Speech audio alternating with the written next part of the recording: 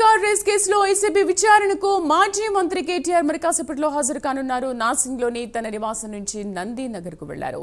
మాజీ సీఎం కేసీఆర్ తో కేటీఆర్ భేటీ అయ్యారు. ఈ భేటీ తర్వాత ఆయన ఏసీబీ విచారణకు హాజరు కానున్నారు. కేటీఆర్ వెంట పాడి కౌశిక్ రెడ్డి, బాల్క సుమన్, కార్తిక్ రెడ్డి, మంచిరెడ్డి ప్రశాంత్ రెడ్డి ఉన్నారు.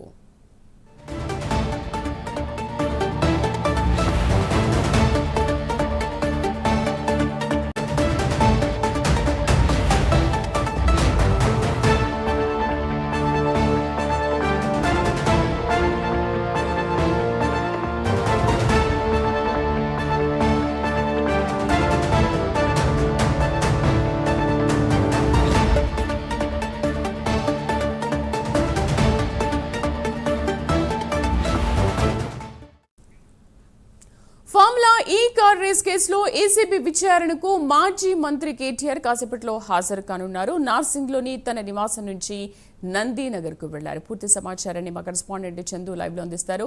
చందు, ఇంకా ఎంతసేపట్లో కేటీఆర్ ఏసీబీ విచారణకు హాజరు కానున్నారు? కేటీఆర్ వెంట బీఆర్ఎస్ కార్యకర్తలు కూడా పెద్ద ఎత్తున అక్కడికి చేరుకునే అవకాశం ఉంది అంటున్నారు. అయితే ఈసారి విచారణ ఎంతసేపటి వరకు కొనసాగే అవకాశాలున్నాయి? Good morning Sridevi.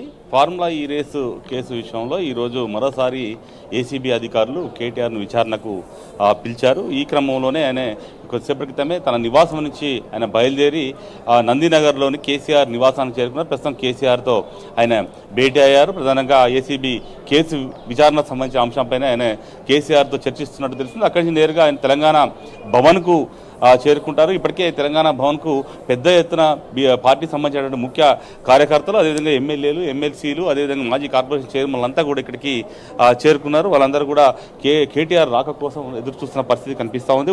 ఉదయం 10 గంటలకు ఏసీబీ విచారణ కోసం ఆయన కేటీఆర్ ఏసీబీ కార్యాలయానికి వెళ్తారు. ఉదయం నేరుగా వెళ్తారు. అక్కడికి వెళ్ళిన తర్వాత ఆయన విచారణలో పాల్గొంటారు. ముఖ్యంగా చూసినట్టయితే ఈ ఫార్ములా రేస్ కేసు సంబంధించి ఎలాంటి అవినీతి జరగకపోయినా కూడా కాంగ్రెస్ ప్రభుత్వం కక్ష సాధింపు ధోరణిలో వ్యవహరిస్తుంది అంటూ కూడా ఇప్పటికే బీఆర్ఎస్ పార్టీ శ్రేణులంతా కూడా విమర్శలు చేసిన పరిస్థితి కనిపిస్తుంది. ముఖ్యంగా 2023 ఫిబ్రవరి 10, 11 తేదీల్లో నక్లెస్ రోడ్లో 9వ సీజన్ ఫార్ములా ఈ రేసింగ్ జరిగింది. ముఖ్యంగా ఫార్ములా ఈ రేస్ కోసం అక్రమంగా విదేశీ సంస్థకు సొమ్ము చెల్లించాలంటూ కూడా 2024 అక్టోబర్ 18న ఏసీబీ ఫిర్యాదు చేసింది. ముఖ్యంగా దానకిషోర్ ఫిర్యాదు చేశారు.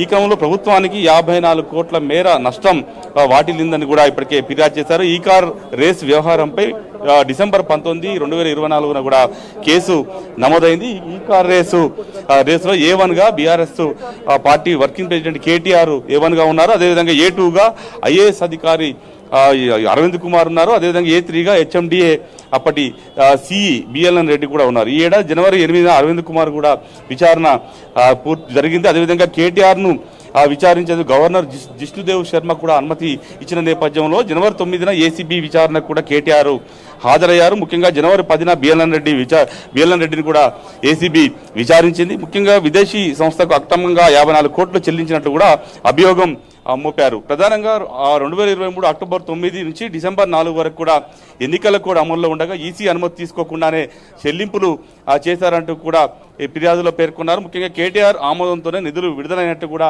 ఆరోపణలు అయితే వెలువెత్తున్నాయి. ముఖ్యంగా 2023 ఫిబ్రవరి 11న ఈవెంట్ కోసం ఎంఏయుడి తరఫున 12 కోట్లు హెచ్ఎండిఏ ఖర్చు చేసింది. ముఖ్యంగా ఫార్ములా రేస్ కోసం 3 నెలల్లో 600 కోట్లు చెల్లించేలా ఒప్పందం కూడా చేసుకున్నట్టు కూడా ఈ కేసులో పేర్కొన్నారు. ముఖ్యంగా అవినీతి నిరోధక చట్టంలో సెక్షన్ 31A రెడ్ విత్ 32, అదేవిధంగా 409 రెడ్ విత్ 120B కింద కేసు ప్రస్తుతం నమోదు చేశారు. ముఖ్యంగా నేరపూరిత దుష్ప్రవర్తన, పబ్లిక్ సర్వెంట్ తనకు అప్పగించిన ప్రభుత్వ ఆస్తిని దుర్వినియోగం చేయడం, నేరపూరిత కుట్ర ద్వారా విశ్వాసఘాతుకానికి పాల్పడడం అనేటువంటి సెక్షన్ల కింద కూడా ఆ కేసు అయితే ప్రస్తుతం నమోదు చేసినట్టు తెలుస్తుంది. ముఖ్యంగా చూసినట్టయితే ఇప్పటికే ఈ కేసుకు సంబంధించి కొద్దిసేపు క్రితమే ఎక్స్లో కేటీఆర్ కూడా ఎక్స్లో కామెంట్స్ కూడా చేశారు. ముఖ్యంగా కాంగ్రెస్ పార్టీ విచారణలు, కమిషన్లతో, రాజకీయ వేధింపులతో తాము వెనక్కి తగ్గేదే లేదు.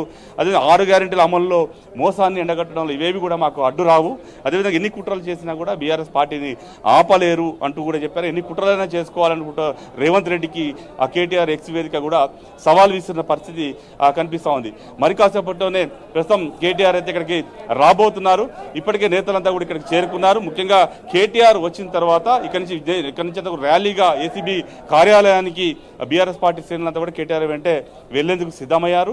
ప్రధానంగా చూసినట్టయితే ఈ కేసుకు సంబంధించి దాదాపు ఈ రోజు సుదీర్ఘంగా విచారించే అవకాశం కనిపిస్తుంది. గతంలో ఇదే కేసు సంబంధించి విచారణకు వెళ్ళినప్పుడు కూడా దాదాపు 6 గంటల పాటు విచారించారు. ఇదే క్రమంలో ఈ రోజు కూడా విచారణ సుదీర్ఘంగా కూడా కొనసాగే అవకాశం అయితే ప్రస్తుతం కనిపిస్తోంది. ఇప్పటికే మనం చూడొచ్చు తెలంగాణ భవన్కి పెద్ద ఎత్తున బీఆర్ఎస్ పార్టీ శ్రేణులంతా కూడా చేరుకున్నారు. వాళ్ళందరూ కూడా కేటీఆర్ జిందాబాద్ అంటూ నినాదాలు చేస్తున్నారు. ఖచ్చితంగా అక్రమ అరెస్టులతో కావచ్చు, అదే కేసులతో కానీ మమ్మల్ని అడ్డుకునేటువంటి పరిస్థితి ఉండదు. ఖచ్చితంగా తాము ప్రజాక్షేత్రంలో కొట్లాడతాం, పోరాటం చేస్తామన్నటువంటి అంశాన్ని కూడా వాళ్ళు చెప్తున్న పరిస్థితి అయితే కనిపిస్తూ ఉంది. మరి కాసేపట్లోనే కేటీఆర్ ఇక్కడ నుంచి ఏసీబీ ఆఫీస్కి వెళ్ళబోతున్నారు. Sridevi. Right Chandu, thank you.